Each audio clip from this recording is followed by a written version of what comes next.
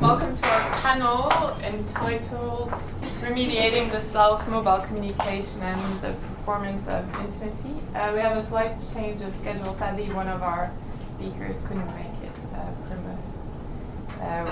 Working with us today. The first paper is by Carleton.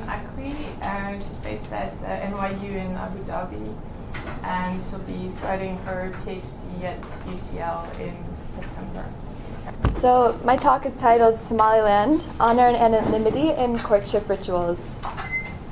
Muna and Sultan both meet at my hotel in Hargeisa for breakfast before Friday prayer.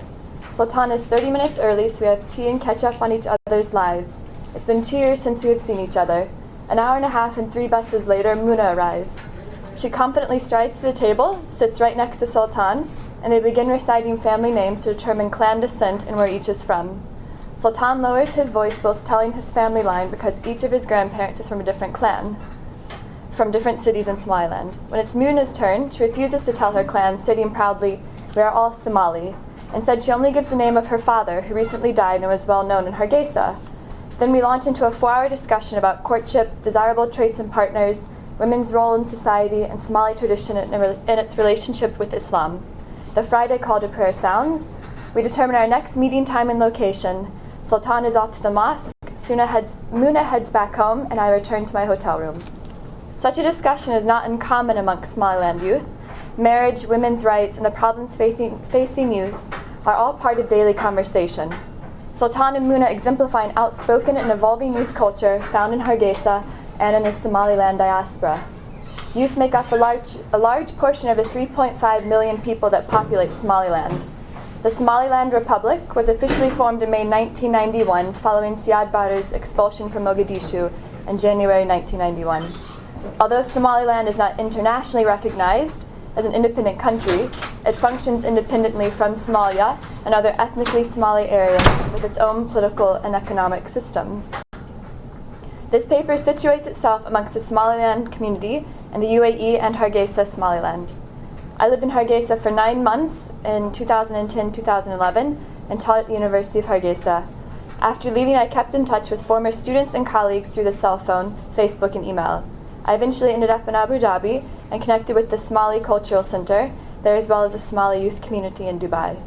After many discussions with my contacts in UAE and a brief trip to Hargeisa at the end of March 2013, I've only begun to skim the surface of Somaliland's clan system, political system, and courtship rituals past and present. One distinct phenomenon against Somalilanders, no matter the location or gender or age, is a particular method of courtship that is taking place through the cell phone game Lucky Number. It's an ostensibly new form of courtship that every Somalilander I've spoken with has heard of or participated in, both willingly and unwillingly. I suggest that the cell phone provides youth with a form to navigate modern technology and to shape it into something beyond an ICT for development model. Youth are using the cell phone to create, as Archibald writes, new discursive spaces for couples to negotiate the terms of their relationships. Through modern courtship rituals, Somali youth create new identities based on an ideal self that can be traced to Somali concepts of what constitutes an honorable man or woman. This ideal Somali self exists in a fantasy space mediated by the cell phone and requires youth to negotiate ways in which they can maintain culturally significant aspects of courtship, namely honor. Lucky Number is played on a cell phone, but it's a social game based on unspoken rules, rather than a cell phone application that is downloaded. Mr. Nasser, a board member and former general manager of Telesom, one of the 2 cell phone providers in the company, suggests that there are about 1 million Telesom customers throughout Somaliland, and 80% of them use this new service called ZAD services. People ages 15 to 30 years are the main subscribers. Somtel, the other less used phone provider, and Telesom do not connect with each other, so most people have 2 SIM cards and 2 phone numbers. It is not apparent that having the 2 cell phone numbers changes how Lucky Number is played. Rather, it illuminates how pervasive the game is amongst the society. So ZAD Services was introduced in 2009 and is a new way for people to send money transfers through the phone. It's important to understand how commonplace ZAD is in daily life because of its unsuspecting role in Lucky Number. Lucky Number typically begins in one of 2 ways. The first is when someone randomly dials a series of numbers and waits for someone on the other end of the line to pick up. an unsuspecting person answers the phone, and the following basic exchange usually takes place, as told by one of my contacts, Abdullah. Hello? Hello, is this Mohammed? No. Oh, well, what is your name? From here, the receiver of the call either hangs up or begins to play lucky number. And more often than not, they give a false name, introducing an aspect of anonymity to the game. The caller often responds with an equally false name, and the conversation unfolds as both players renegotiate rituals in a new uncharted space. Horace and Miller suggests that with reference to relationships in Jamaica, one can reach a point where people see a lie as a kind of higher truth, while a mere truth is seen as the communication of what must really be deceit. Similarly, in Mozambique, Archibald found that there's an etiquette of deceit, honesty, or transparency that convey an unlikely sense of genuineness is seen as a serious lack of respect. The deceit of giving a false name arguably is part of the creation of an ideal Somali self in lucky number, and it's not surprising given the historical contextualization of anonymity in courtship in this context. But I found that there's no respect or higher truth in deceiving the other player. Deceit is part of the game, it creates excitement, but it's not a characteristic of kind of quote-unquote good character, and therefore not honorable in accordance with the Islamic influence in Somaliland. Typically, one player is found to be lying. Once the player is found to be lying, the game ends there, and they no longer pursue each other. I suggest that when both players give false names and false identities, a fantasy space is created, hidden within this deceit. This fantasy space allows the participants to create new identities, enabling more explicit intent and use of language and actions, due to a potentially new level of privacy that never existed before, thus opening up new spaces and possibilities. The initiator gives a false name to protect his or her honor according to Somali cultural expectations and the Somali interpretation of Sunni Islam. The point of the game is to meet new people, but personal and familial honor must also be respected. If a man or a woman is known for soliciting the opposite sex, it brings their character into question and in turn cheapens their honor. It is almost counterintuitive because people want to talk with and meet the opposite sex, yet there are many factors that prohibit a more public form of courtship, and Lucky Number has created a new space that allows people to modify and challenge courtship norms and notions of honor. Muhammad tells me that he always performs an ideal man, and this is a term that he introduced to me, the ideal self, or Somali self, or a better version of himself when deciding on a lucky number persona. His ideal man is someone who has a good job, is educated, has traveled or lives abroad, has money to take care of his potential wife, and doesn't chew khat. All qualities of an honorable man.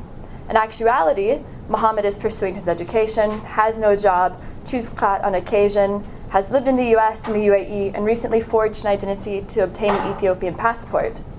He is also divorced and has a child living in the Ogaden region of Ethiopia. His ideal self exists only in this fantasy. He knows what will appeal to a potential partner and performs an identity detached from reality. Muhammad has actively created a new space, and as Archibald suggests, a temporary reality that allows players to escape momentarily the frustrations they face in their daily lives.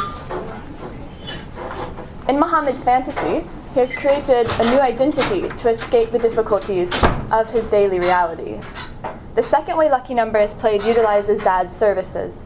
The first person prepares a fictitious ZAD money transfer. On the last step in the transfer process, the cell phone screen flashes a confirmation message with the receiver's phone number and name. As Sultan recounts, I will get calls and the girl will say, "Are you Sultan?" because they've seen it just before the transfer is sent. Yes, I ask, "What do you want?" He says sometimes the girl hangs up and to kind of maintain her honor, she'll say, "Sorry, I called the wrong number." But sometimes the girls are very direct and ask, "Can I have a relationship with you?" He says that sometimes I lie and sometimes I say I'm already in a relationship because otherwise she'll try to convince me, if you say you have a relationship already, she'll be satisfied and leave you alone. Thus far, I've not met anyone who admits to actually meeting up with the caller on the other end of the line from Lucky Number, although I suspect they do.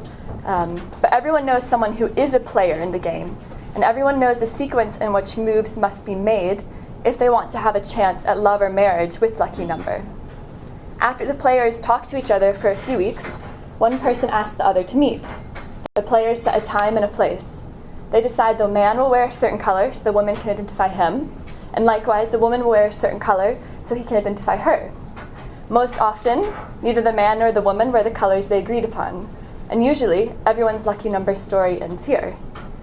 It is evident that lucky number influences Somali courtship and identity. When I ask my contacts if they think courtship has changed since their parents' or grandparents' generation, they all agree that it has, and it continues to change. The women I spoke with in Abu Dhabi, Dubai, and Hargeisa identify this pre-war and post-war shift in courtship rituals and norms. And more specifically, they identify the pre- and post-war date as 1998. Over coffee with friends, Amina, who's 27 years old and unmarried, explains that it's an honor for a man to get a pretty rich lady who comes from a good clan. She says her grandmother's meher, or dowry, was 150 camels, 1 horse, and 1 gun, the best price for a girl in the countryside. With a twinge of pride, Amina says, after this meher, she can never divorce. She will be a real housewife. But now everything has changed because no country, no government. Before the war, it was a wonderful life, Amina says. And now post-war, she says, ladies are walking the street. Before, a woman never had to leave the house. It's a terrible life. We changed completely after the war. Everything was good. She explains that before the war, men had only 1 to 2 wives, but because of a baby problem, meaning the death of babies, and now men have many wives for no reason. Abdullah says that before the war, courtship was male-dominated. He was responsible for feeding the woman. Now after the war, a change. Men stay at home and women look for a job. There are a lot of problems because a lack of recognition, limited jobs, and marriage is more expensive. This makes youth not get married early in order to afford this. The lines are blurrier in regards to which is a more favorable time period, the pre-war or post-war. These time periods are described as good, better, having less problems, women were more free, women were better taken care of, etc., depending on whom you speak with. What is clear is that gender roles, identity, and perceptions of femininity and masculinity have shifted in multiple ways and in multiple sectors of life. Most men and women have a distinct separation when it comes to their opinions of courtship and marriage before the war and after the war. Post-war men seem to be more hesitant to marry young. They think that women have become better off since the war, making courtship more difficult for them, the men. Perhaps this is because men have more to lose now, that women have more freedom in choosing who they want to marry. Women, they give divided answers about pre-war and post-war marriage. Some women say that men used to have more honor and could take better care of women, thus making pre-war marriages better than today's marriages. Other women say that post-war marriage is desirable because women have more opportunities economically and in education. Abdullah points out that pre- and post-war marriage also differ from the perspective of women's rights due to the distinction between Somali, kind of what they term traditional culture, and Islam.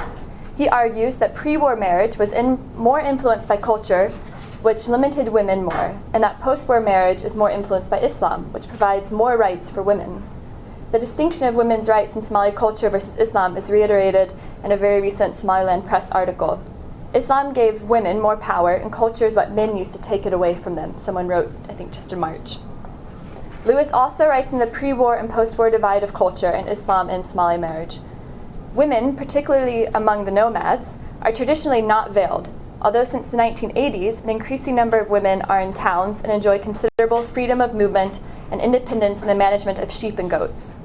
As might be expected, these trends have increased, particularly in recent years in towns where, for example, the incidence of arranged marriage declined markedly. While the growing influence of fundamentalism from the 1980s, it became more common for women to wear the veil. And now in Hargeisa, it's very mixed, if women wear the veil or not. It appears that the pre-war and post-war conception of marriage is rooted in a division between Somali culture and Islam. However, the shift that my contacts identified did not occur in 1991, the year Somaliland gained independence, but rather in 1988, when the peace accord between Ethiopia and Somalia was signed. I also expected so I was surprised by this kind of historical lack of dates.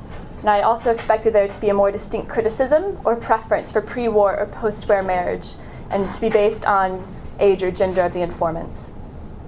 Pre-war marriage was more often than not stressed as what Lewis describes as a political alliance between politically hostile groups, and was sometimes included in peace treaties or as corporate union, in which women are a currency in interlineage peace agreements. Many of my female contacts echo that a pre-war traditional Somali marriage was arranged by the father and based on clan. The women I spoke with view this as an undesirable way to get married, and social trends bear out this aversion. Elopement became a common way of avoiding arranged politically motivated marriages. The 1960s to the 1980s saw an increase in young urban people choosing their own partner, but as Lewis writes, in the decades since the Civil War, with the need for clans and groups to coalesce protectively around mutual interests, this trend was reversed, and more traditional partnerships and arranged marriages were for the time being the norm. Today in Hargeisa and in Abu Dhabi, there is yet another reversal back to young urban people desiring marriages based on love, but they all still require familial approval. The stories of pre-war courtship I heard from my contact Abdullah were almost like a fairy tale compared to the reality of politically based marriage described by Lewis. Abdullah says, before, in the countryside, a man and a woman would agree to meet under a tree. The man would stand on one side of the tree, and a woman would stand on the other side of the tree. They could not see each other, but they could speak. Sometimes they would play games to try and see each other around the tree. In Lewis's descriptions of pre-war marriage, a woman maintains her honor by performing her gender role according to the wishes of her father, and in turn her family. The sexual division of labor emphasizes these chauvinistic, he writes, the sexual division of labor emphasizes these chauvinistic attitudes, which are further reinforced in the machismo honor code, stressing the vulnerability and chastity of women. A Somali's woman honor is, as Wiccan writes, bound up with male ideology. Her honor is based on a process of recognition, which varies across time, place, and class. Her honor is tied to her behavior, and the family's honor is also tied to her behavior. She must behave anonymously in courtship. A woman must not make herself physically and emotionally known before marriage. She must remain physically and emotionally chaste. The man will know who the woman is through descriptions his father tells him, and likewise. A woman will know the man through descriptions of a man's goodness, which is determined by his honor, family, character, and wealth. A woman's honor is maintained in the same way in both pre- and post-war courtship, namely through anonymity. Anonymity in courtship creates a fantasy space, but the pre-war fantasy space, as described by Abdullah, differs from the post-war fantasy space because Lucky Number has created a new discursive space with seemingly limitless possibilities for social interaction, specifically gender relations within ever-evolving courtship rituals. Many people suggest that post-war courtship is different from pre-war courtship. However, everyone acknowledges that traditional marriages, in which the father picks the husband or wife, is still common, although less so now than in pre-war marriage arrangements. Sultan explains that there are 4 types of courtship rituals, but most days the most important factor in courtship and desirability in partner is religion. Religion indeed plays a role in the 4 types of courtship rituals that Sultan outlines, although not explicitly. So as he says, in the first type, the man agrees with the woman to marry. When she says yes, you agree with her on the meher. If you meet with her in person to come to these agreements, the religion says you must have a third person present in order to respect your honor. In the second type, she tells her mother that she wants to marry him. He tells his father that he wants to marry her. Both the boy and the girl tell their families full details of the person they want to marry. In the third type, the boy asks when the girl's family is available, and they set a day to meet. The boy's father phones her family about the meeting, they accept the engagement, set a date, and agree on a dowry. Finally, depending on the girl, once engaged, she can move into his house right after the engagement, or she may want a wedding first. According to Sultan's descriptions, it seems that young couples have autonomy regarding who they choose to marry. However, if the future partner is not of the correct clan, the father will not even consider the relationship. If the father rejects a potential partner due to clan lineage, the marriage is most likely called off. The remaining option for the couple is to elope and risk their honor, along with being cut off from their families. Both pre-war and post-war courtship rituals are firstly based on clan. Families, particularly the fathers or the next male head of household, must accept the future partner's clan line. Within the clan line, the behavior and character of the family of the future partner is closely scrutinized. The family's honor and the future partner's honor is closely tied to this. Often for men, their honor is judged by occupation and whether or not they chew khat. For women, honor is tied to modesty and knowledge of Islam. Performances of modesty seem to be changing from the pre-war culturally based concepts to a post-war Islamic concept of courtship. For example, Sultan doesn't want a woman educated in business or law. He wants a woman who knows the Quran. Not every man in Hargeisa or the UAE agrees with this, but every man wants a woman who follows her what they term Islamic duties and is knowledgeable on the Quran. In my discussions, this was never mentioned as important for a pre-war marriage, but is one of the most important things in a post-war marriage. Within modesty is the concept of anonymity. Women must remain emotionally and to an extent physically anonymous. Anonymity can be performed through various methods, such as wearing the niqab, wearing a different color than you informed your lucky number partner about, or acting shy in front of a future partner or in public. According to most people, performing anonymity is the same as performing shyness, and anonymity is directly linked to honor. For most, honor is an action. One, and as Sultan says, one can get honor when you behave in a good way, respect people, get knowledge, wealth, and contribute something to society. If a woman's father is honorable, she will also have honor. A woman brings shame to her family if she, as Sultan recounts, speaks loudly, talks about things Islam forbids in public, does bad actions. If a woman shames herself during courtship, the man should advise her as much as he can. If she doesn't accept, they shouldn't get married. If she doesn't respect you in the early times, then how can she respect you throughout your life? I suggest that lucky number allows people to forge new identities in this technologically created fantasy space. The space allows people to perform and mediate culturally traditional aspects of courtship, like I've outlined, specifically anonymity and honor. Fantasy and courtship allows for both men and women to create ideal Somali selves based on actions that make a person honorable. It allows men and women to fictionalize a future marriage, while at the same time modifying and renegotiating intimacy and gender roles. The prevalence of lucky number in the day today illustrates that there is a renegotiation of intimacy and gender and courtship rituals occurring in both Somaliland and the UAE.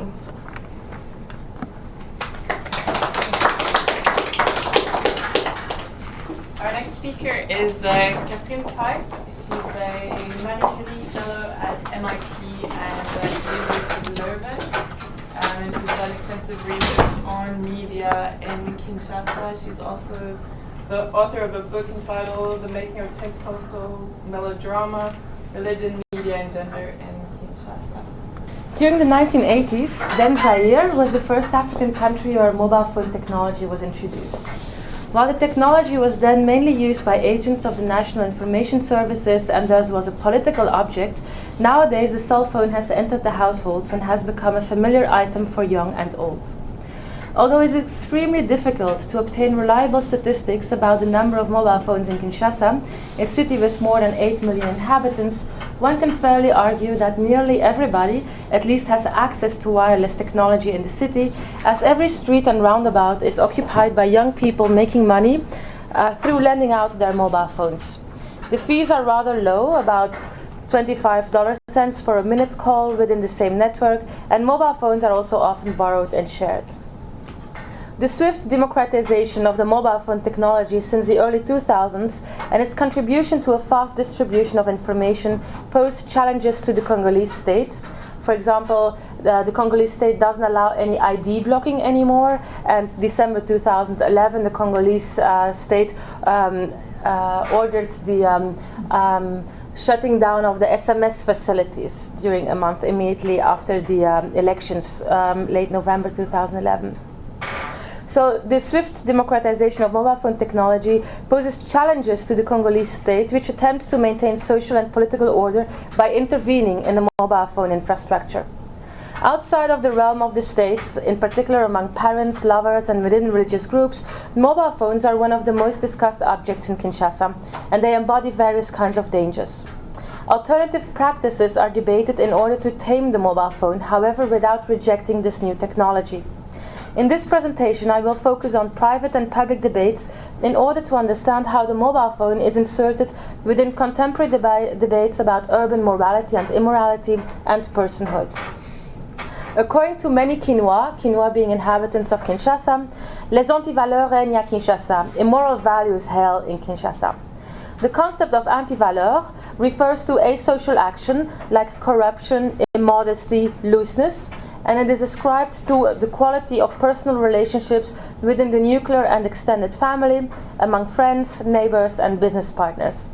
These concerns about the right usage of mobile phones underscore the creative efforts performed by various authorities, such as parents, husbands, pastors, political leaders, etc., to address the anti-valeurs, and at the same time to limit the potential liberating and revolutionary fantasies that mobile phone technologies carry with it around the world. So I just need to say one caveat now. It's not to say that cellular technology is only perceived negatively or only has asocial consequences. Rather, the mobile phone occupies a central role in the communication with friends and relatives elsewhere in the country and in the diaspora. And telephone companies contribute significantly to the city's urban popular culture. Like here, for example, Vodacom organizes every year a competition for like Miss Congo, but it's called Miss Vodacom. Then they also, X Factor is sponsored by Vodacom. Tigo has other competitions. Local television drama is sponsored by these telephone companies. The local economy also benefits from those telephone network companies. Like this boy is running a public phone booth, and this boy is running a place where people can charge the batteries of their mobile phones. So, but I'm going to discuss here the moral anxieties as they are expressed in Kinshasa's semi-public and public spheres, and I will question what these moral anxieties tell us about contemporary society, and then also on a more theoretical level, what an anthropology of social media can contribute to anthropology as such. I will embed discourses about mobile phone technology and intimacy, sexuality and womanhood, Lingala Kimwasi, within discourses about other technologies such as audiovisual media, witchcraft, gender relations, and the management of social identities. The emphasis will be on connectivity, control, and personhood. I will argue that an anthropology of social media is very well placed to contribute to the study of personhood, given the emphasis on access as a necessity of establishing social relationships, and the idea of access will be grasped in the notion of connectivity. Just a few other examples of local economy that thrives up on the cellular phone, on the mobile phones. Within intergenerational relationships, I've noticed that mobile phones have become an important object of proof of care of adults towards their graying parents. Mobile phone is one of the assets that elderly people are even asking their adult children as a proof that they care about their parents who are growing older. Observations and interviews with quinoa on mobile phone technology pushed me to foreground the centrality of cell phones in the ways in which intimate relationships are imagined, construed, and debated, as it seemed that aside from being known as modern, sexuality was one of the most important topics in discussions about the mobile phone. In fact, the main topic was the managing of relationships with multiple sexual partners. Although moral standards do not accept this, being sexually involved with various partners is an imperative for social personhood in Kinshasa. In the matrimonial vocabulary, a spouse is called Mwasiya Rideau, the woman behind the curtain, or Mwasiya Ndako, the woman at home. If the couple is married, the spouse will be referred to as la femme légitime, the legitimate wife. Such indications already suggest that there are other partners who are not behind the curtain, who are not legitimate, and the other women with whom men are involved are called Basi Alibamna, the girls from outside. And usually, these girls are much younger than the married partners. Also, boys and girls usually have multiple sexual partners. For men and boys, the system, also called the bureau system, deuxième bureau, is taken for granted and unproblematic. For girls, it's often phrased as a predicament. And for girls, there are various concepts like chic, choc, chèque, which refers to like the 3 C's in Anglophone Africa. Chic, choc, chèque refers then to 3 sexual partners. One is there to provide clothes. The choc, maybe she's more in love with that particular guy. She enjoys sexual pleasure with that guy. And the chèque is for the money for school fees, mobile phones, and so on. There's also another word called cochina, which means to be cunning. I'll talk about that later. And these are 2 concepts that are used to indicate informal polyandry. Now, cellular technology plays a primordial role in the initiation of sexual and love relationships and in the management of these. I will limit myself here to the fact that buying phone credit is one of the first gifts a lover usually offers to a partner or a potential partner. In a later phase, a woman often receives a mobile phone from her courtier. Vodacom, one of DR Congo's most important cellular companies, has recently launched a promotional campaign called Papa Bonheur, Happy Daddy, which explicitly taps into this urban system of courting. The advertisement displays an adult man in costume and well-nourished, surrounded by 2 young women, 2 young men, and an elder woman. The two young women stand out in the advert that says, "Call and I will pay for you. Sponsor up to 5 people." While the other than morally acceptable explanation of this billboard is that this man buys phone credit for his daughters, his sons and spouse, most Quinois interpret the Papa Bonheur billboards as a direct reference to the urban sexual relationships between elder married men and multiple younger girls. Now, mobile phones in general are met with much distrust, especially by parents who know about this urban culture of young girls dating married men. And in fact, parents want to control their daughters' sexual lives. Because of the difficulty of controlling connections made through mobile phones, parents sometimes forbid their daughters from possessing any kind of handsets. Married men alike are anxious about the increased possibilities for adultery by their wife through the mobile phone. Tigo, one of the telephone companies operating in Kinshasa, is now conducting market research to see whether it would be lucrative to bring back landlines back in. And one of the interesting results of their research in Kinshasa is that men are very eager to have landlines in their houses. And the recurrent explanation is it would enable men to control the mobility of their wives. Picking up a call made to a landline number confirms the presence of the dialed-up person at home. The fixed telephone would thus become a mode of control within the private sphere. These concerns need to be read against the background of a society that is coming to terms with the gradual disappearance of customary rituals that mystically bind the incoming woman to her husband's ethnic group. Many Congolese ethnic groups have a set of rituals that are performed during marriage ceremonies in order to guarantee the total control of a woman's reproductive capacities. The payment of the dot, the bride price, allows a man's lineage a total right over a woman's offspring. During the marriage process, ceremonies are enacted during which the woman is warned that adultery can lead to infertility, death, and other mishaps. In contemporary Kinshasa, the controlling mechanisms that are part of the customary rituals related to ethnic groups are gradually dissolving. Two main causes stand out. First, in an urban context, knowledge about exactly how to perform these ceremonies diminishes. And second, Pentecostal Christianity, with its increasing influence on Quinois lifestyles, rejects customary rituals, those within the spheres of matrimony and sexual reproduction included. Currently, a public debate is going on in Kinshasa which foregrounds the immorality of mobile phone culture and femininity. Since 2010, 2 years after the telephone company Vodacom introduced smartphones on the market, many Quinois have begun using Blackberries, a so-called smartphone, which includes the functions of a regular cell phone with portable media players, digital cameras, and allows for internet surfing. Most of these smartphones are costly. Sometimes they can go up to $1,000, and monthly subscription for these phones usually costs about $25 US. As a result, so this is very expensive, and it's in particular the elite that can afford them. And many Blackberries also arrive via diaspora.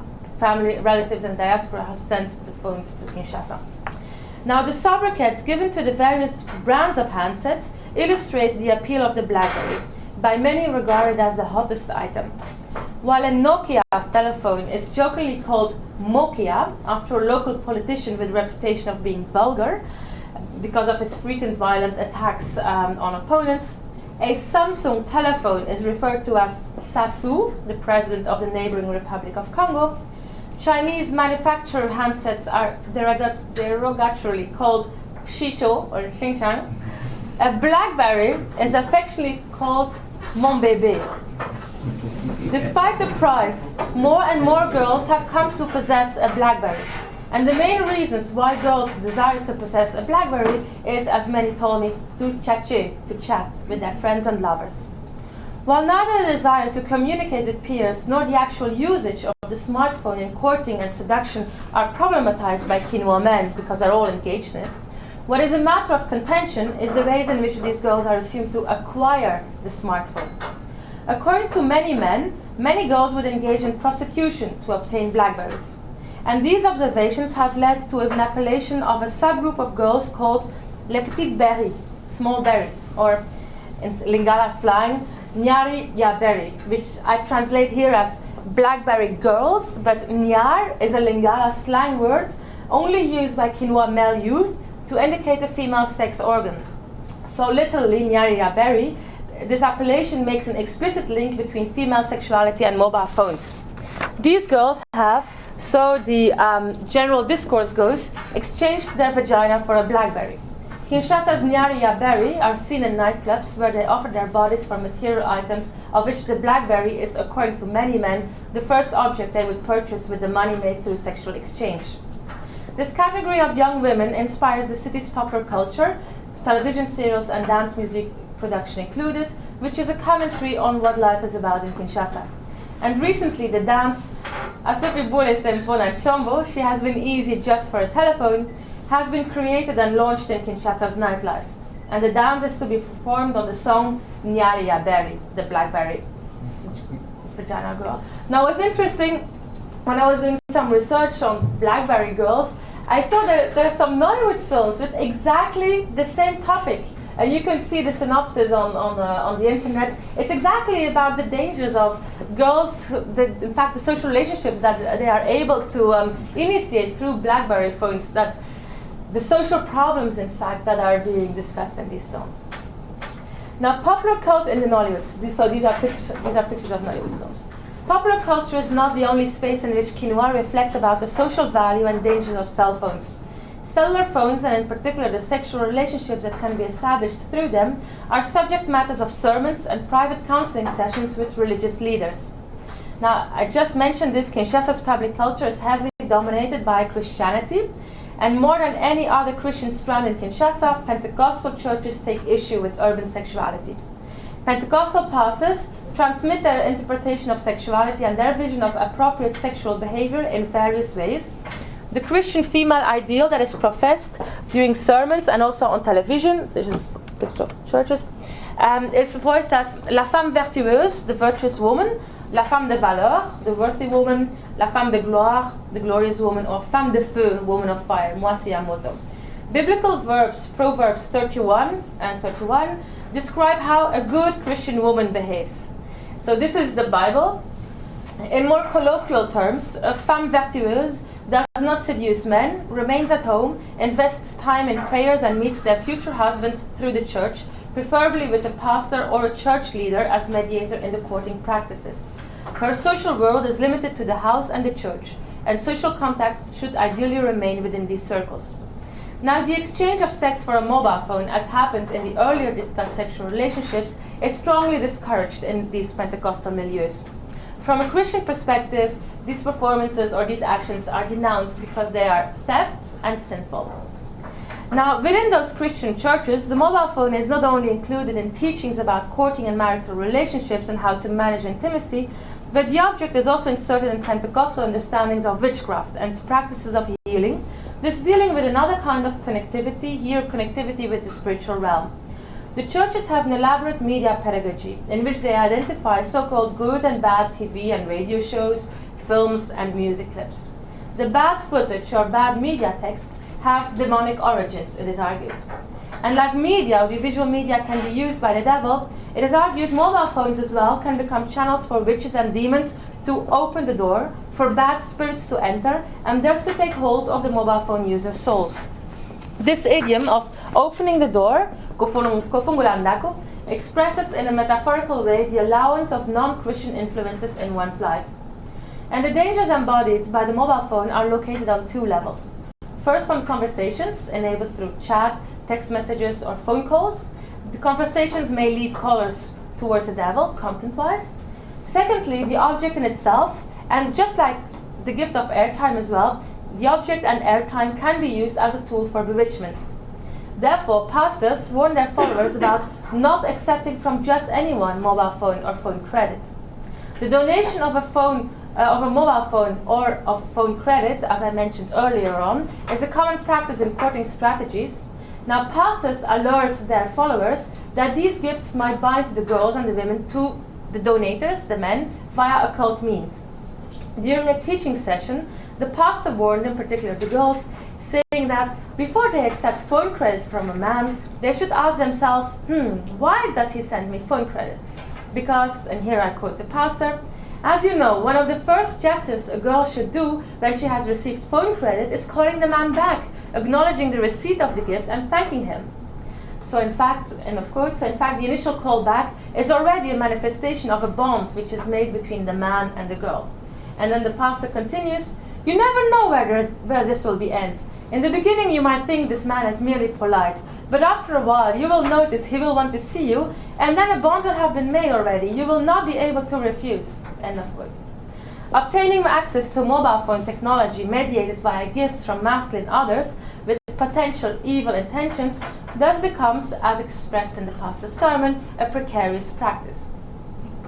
Crucially here is that the discussed debates center on how to take responsibility for one's technologically mediated moral subjectivity, how one should act morally in a world of technological objects. Significantly, it's not so much the actual possession of the technological object, but what is being done with the technologies, in particular the relationships that are mediated through these material objects that lead to confusion, mistrust, and uncertainties, and which force many Quinoa to think about appropriate and inappropriate ways of interacting with and through ICT. Therefore, alongside mediation, a currently hot topic in the anthropology of technology, connectivity deserves, in my view, more theoretical investigation. Both mediation and connectivity emphasize interaction, social interaction, spiritual interaction, and allow room for agency. Yet, while mediation emphasizes the in-between, the transfer of communication, power, and value, and at times even suggests a resolution of conflict, the concept of connectivity brings to the attention the relations that are brought about, as well as the accessibility or the availability, the possibility to enter into a relationship with an other, a social or a spiritual other, whether technologically mediated or not. In Quinoa terms, it's you who opens the door. And such discourse, emphasizing the responsibility on the possibilities of opening the door via technology, is exactly what moralizes the mobile phone. The ways in which connectivity or accessibility are being debated in contemporary technological cultures is of utmost importance for anthropologists, as it allows us to reflect on issues of personhood, subjectivity, and sociality. The focus on accessibility draws attention to the individuality of personhood, and it opens up a new realm of agency, social mobility, and power. While personhood, the self, and interactions with others, often spiritual others, have been well studied within medical and religious spheres, the realm of new communication technologies forces us to see how contact with others, social others or spiritual others, can be initiated, mediated, evaluated, broken off, and even repaired. In a society where social networks are imperative for physical, social, and economic survival, individuals invest much time in the entrance into and management of beneficial relationships with others. Mobile phone technology opens up new ways of gaining access to others and maintaining these relationships. Asking for one's telephone number is an initial way of having access to a person. The beeping phenomenon, or in Anglophone Africa, the flashing phenomenon, in which you just call someone, it goes over once, and then you end the call. The beeping phenomenon is just a widespread practice of just calling one's number and letting it ring once, and is commonly interpreted as a way of greeting the called person. Sometimes it's more elaborate, and there are other messages that can be conveyed through certain beeps. This is only one manifestation of how cellular technology allows for the maintenance of relationships. Yet in a society where control over dependent social connections, such as a daughter, a lover, or a wife, is important as well, mobile phones pose a serious threat. The attribution of moral and immoral meanings to the possibilities of connecting, as analyzed here, foregrounds exactly the importance of being accessible as a fundamental feature of being a social person. Thank you. The final talk will be done by Julie Soleil-Archambault, who is a lecturer at the University of Oxford and who has written a dissertation on mobile phone culture in Mozambique. Hi. Okay, my talk is entitled "In Pursuit of Romance, Mediation and Authenticity Within the Intimate Economy," and it's based on my research in southern Mozambique. When I returned to Inhambane, which is the city where I did most of my research, a few years after my initial doctoral field research, an old man who used to be my neighbor named Takdir called me over, and he looked really concerned, and he said, "They've had to send you back," thinking that I hadn't done my job properly. And he said, don't worry. He knew I was working on youth and mobile phones, and he said, I'll tell you the answer to your research. And he tapped me on the back and he said, people here, they use their phones to namorar, which is to develop intimate relationships. He said, some people say that phones are to help in business, but that's not true. Phones are for namorar. So I felt reassured. Of course, young people in Inhambane use their phones to do various things, whether it's to keep connected with relatives, to inquire about this or that, or even just to light up the way at night. But as Tegdir pointed out, very often they use their phones to namorar, to flirt, persuade, impress, and coordinate romantic meetings. And I'm interested in the integration of cell phone communication and cell phones themselves into the pursuit of romance, and especially in the way in which it raises important issues about authenticity, which is what I want to talk about today. So at first, the adoption of mobile phones throughout the North Atlantic world triggered varying degrees of moral panic, and many people anticipated the damaging social impacts of unprecedented technologically mediated interaction. And the assumption was that cell phones would have a deleterious effect on real face-to-face communication. Now, of course, anthropologists, among others, were quick to challenge such assumptions by showing in specific context, how mobile-mediated interaction actually helped strengthen pre-existing networks and was anything but a substitute for face-to-face communication. Others tackled the issue slightly more theoretically by showing how actually all human interaction is mediated by cultural and social frames, and whether we like it or not, I suppose. And this is something that Urban Goffman had made many years ago, but something that was picked up more recently by Danny Miller and Heather Horst in the introduction to digital anthropology. But now when cell phones reached the global south, then the reaction initially was much more enthusiastic, and we thought, that phones were answering a real communication need and would help leapfrog developing countries through development and so on. And I won't go into the details of the ICT4D paradigm, nor its critique, only to say that, again, this view is similarly qualified by ethnographically based research on empirical grounds. But one thing that we often overlooked is the spread of mobile phones in Africa also triggered a certain moral panic. And particularly vocal were a number of African intellectuals who felt that actually the spread of ICT could result in the loss of cultural identity. And for example, Mazrui was particularly critical, and he suggested that many Africans, and these are his words, were enamored by the new communication technologies very often for all the wrong reasons. And I often heard echoes of this interpretation in Mozambique, especially in reference to the impact, whether perceived or actual, of mobile phones on intimacy. So what I find interesting is that, like the moral panic in the West, this African version also revolves around notions of authenticity and commoditization. Yet, unlike in the Western context, where at issue is this fear that direct corporal interaction will kind of dwindle in existence, in importance, in the African case, and certainly in the Mozambican case, it's precisely the opposite. It's the fear that phone-mediated communication will encourage a surge in intimacy. Now, moral concerns aside, it's very often through the introduction of new media that novel forms of sociality emerge or become imaginable. And a very good example of that is Benedict Anderson's work on nationalism and the spread of print media. But unlike media that inspire through the dissemination of content, mobile communication broadens imaginative possibilities in a slightly different way through connectivity, interconnectedness, and disconnection. We can compare the phone to letter writing in the colonial period, as it participates in the imagination of new forms of intimacy.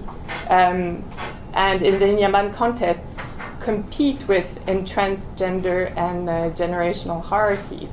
So in a way, the phone opens up a space within which individuals can enact incipient modes of personhood and intersubjectivity.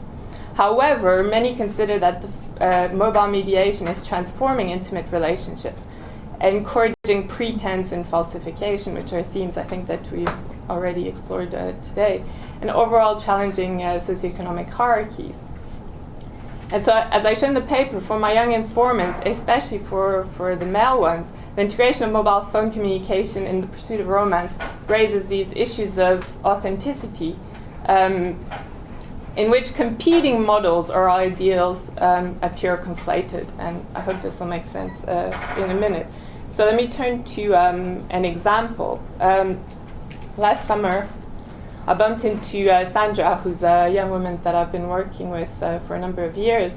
And we stopped for a moment at a stall selling the latest fashion. And I heard her apologize to the young man who was working there. And she said, "I'm sorry for having castigated you a few days earlier." And as we walked on, she explained what had happened. And the man was on a trip to South Africa to buy merchandise for his stall. So he called her and he said, "Oh, I want to see you when I get home." And she said, "Yeah, that's fine."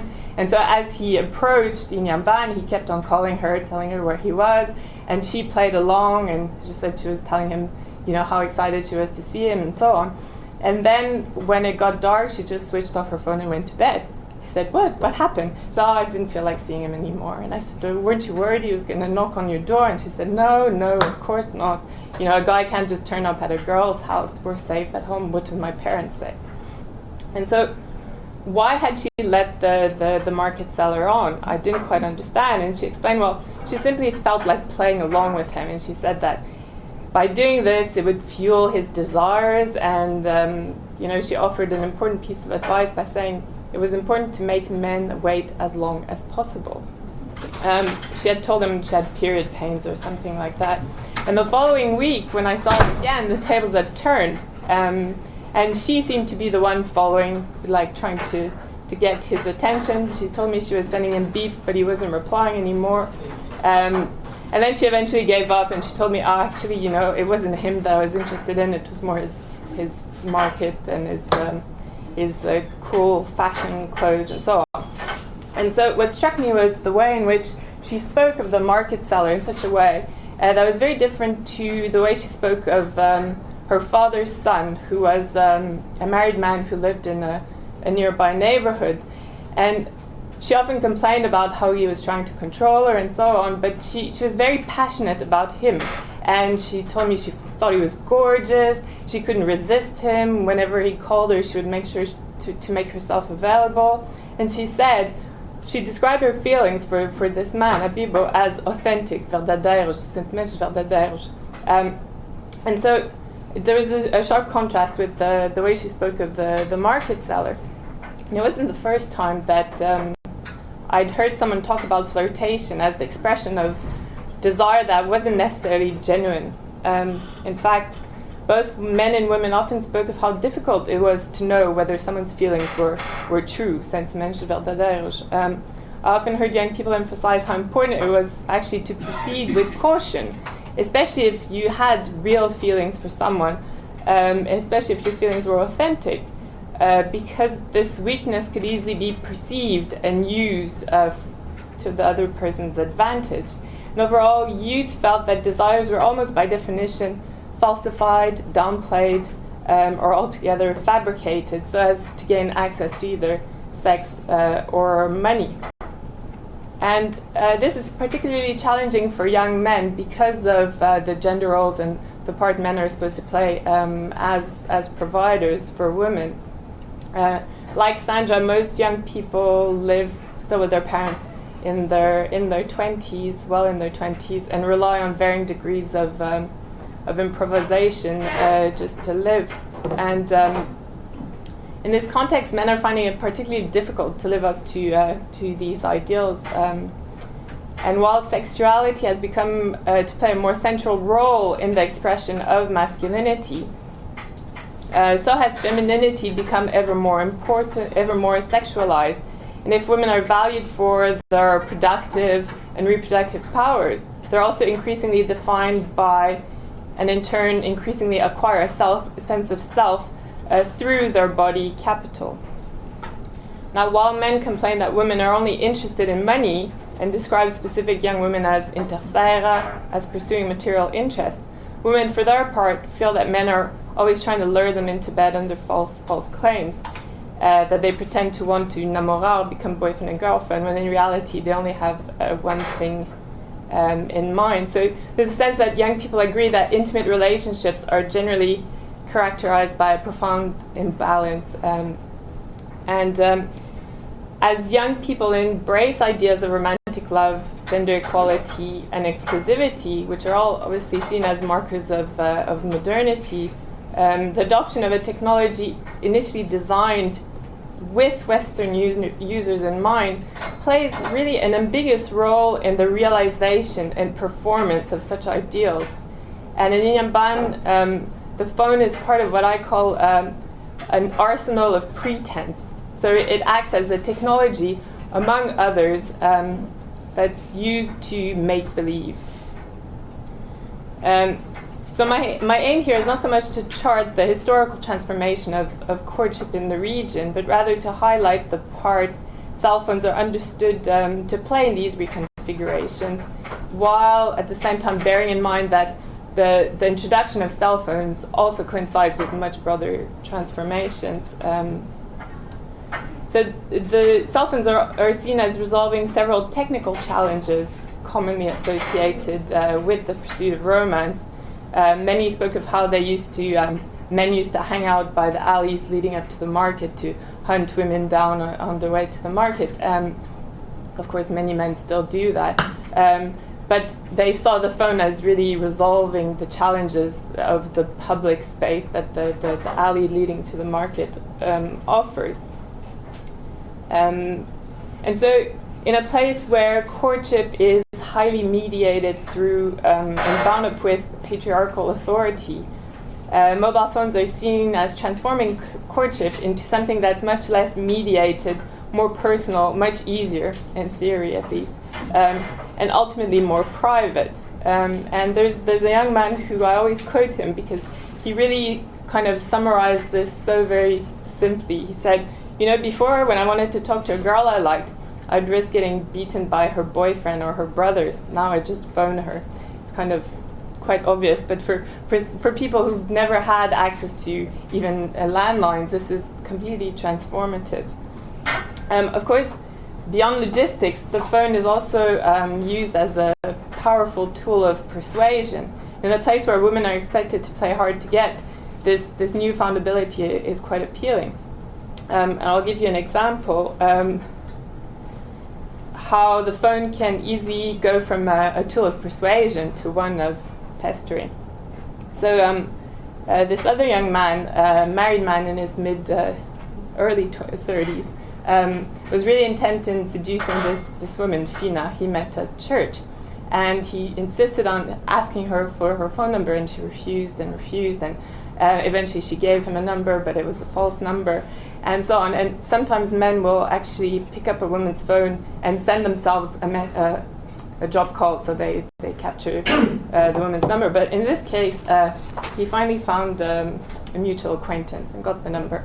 And Fina was annoyed, but also quite impressed by his determination. And then she thought, okay, I'm going to play along. So she started texting him and asking him to buy her a sexy pair of knickers, underwear. And she kept on doing this, and it was quite tricky because she knew that Mikash was a married man, so she was putting him in a spot because probably his wife was likely to inspect his phone. And it was an exchange that lasted a couple of days, and in the end, Mika said, this is exciting but a bit troubling, and I'm not sure I want to pursue this relationship much longer. And he said, anyways, I can't afford underwear at the moment. So that was that. But in this case, insistence, or in other cases as well, insistence is seen as testifying to the authenticity of a man's desires. So men, in fact, speak of women they're hoping to seduce as a project, just to highlight the perseverance often required in courtship. So typically a man will ask a woman, would you like to namorar with me? And then she'll go away and have time to think about it. And then say whenever she bumps into him, she can delay the process by saying, actually, I'm still thinking about it, I'm not sure yet, and so on. And this usually is a sign for men to demonstrate the authenticity of their interest, usually through small gifts. So courtship actually often is even more protracted because young men are quite intent in finding a good girl, and so they'll often investigate a woman's behavior even before approaching the woman in question. So in the previous example with Fina, she began by displaying indifference, but eventually she adopted a more active and licentious part in the exchange. Another woman also talked about how they felt they could more easily express their desires and place requests via the phone and kind of bypass the social norm that precludes women from seducing men. So this kind of idea of poetic license. But men were easily scared off by this. It didn't actually work all the time. They felt that it clashed with received notions of femininity and decorum. They felt uncomfortable with women, cutting to the chase this way. Not to mention that they often couldn't actually pay the bill. But I think the point I want to make is that there are two important elements here. So the fact that often they were in a financial situation that didn't allow them to play, but they were also kind of looking for something more authentic that they imagined in some way. And this authenticity was borrowed from two distinct and actually kind of competing models of what an authentic desire relationship would be, but that were conflated in this general idea of loss of authenticity, of not having, since mentioned verdadeiros, through true feelings. And so if men demonstrate the authenticity of their desires by spending, when they can't pay, then they challenge women's authenticity by saying, actually, they're not after me, they're just after my money, which I happen not to have. So it's just this play on authenticity that I'm trying to highlight. Another example, soon after moving to Maputo, Helder, my research assistant, started being approached by several women from the neighborhood, and they were trying to seduce him. And he said, I gave my number to some of them because I didn't want to make enemies in a place, where I didn't know many people. But he told these women, he said, at the moment I can't afford a girlfriend. He wanted to make it clear, and he said, I'm here, I want to build my future, as he put it. And so when they started beeping him, he didn't flatter himself. He kind of understood what was going on, and he had decided, so he told me not to play the game. And then he showed me a message that one of them sent him, just to kind of prove how women were intersaira, which he always brought up in our conversations. And in the message, the woman asked for about $5. She said her child was sick and she needed medicine, and that she'd be happy to come around his house that evening to collect the money. And he said, this girl is offering to sell herself for the night. She even has a set price. This is outrageous. How am I ever going to find a girl to marry? And this is something I heard all the time. Young men were expressing their frustrations by borrowing from a mix of registers, from the respectable African woman, future wife and mother, to foreign ideas of romantic love that they picked up from different places and made their own, obviously. In many cases, this lamenting about the lack of true sentiment spoke of these men's inability to pay, but in others it also spoke of this quest for authenticity, however bounded. And I use the expression from Bernstein's work on this quest for genuine girlfriend experience in her research on the sex industry in San Francisco. So with globalization, not only have new forms of intimacy become imaginable, at the same time, the economic conditions have made it difficult for one relationship to fulfill all emotional and material needs. And this is a point that Lynn Thomas and Jennifer Cole make in their wonderful introduction to an edited volume, Love in Africa. But to that I want to add that these two processes combined transpire through and are further shaped by mobile-mediated romance. And what we find is a growing emphasis on the multiplication of dyadic connections away from the wider social relations within which, of course, they're nonetheless embedded. Another trend that I want to mention is also that some of the young men that find themselves excluded from the game are increasingly turning to older women. And this is it's quite a new trend and quite frowned upon, especially because boys, when they're, young boys, are told from a very young age not to ever engage in relationships with older women or widows. And the reason why they shouldn't is because the acidity of older women is said to automatically burn their penis. So it's quite a serious deterrent. But an increasing number of young men are taking their chances. And sitting at a neighborhood bar one Sunday afternoon, Lulu, a close friend of mine, he tried to convince the other guys that were there that they had everything to gain from dating older women, and that actually it was quite fun. And he said, they're nice.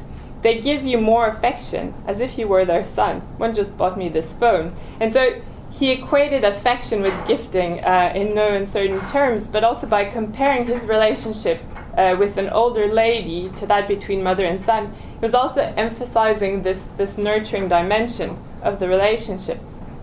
And this is something that comes up a lot, where people feel that in their more formal relationships between even girlfriend and boyfriend or husband and wife, there's so much conflict because of finance and jealousy and so on that it almost precludes intimacy and the true sentiments you find, of course, outside of these unions. But I think the literature on transactional sex in Africa, in its attempt to overemphasize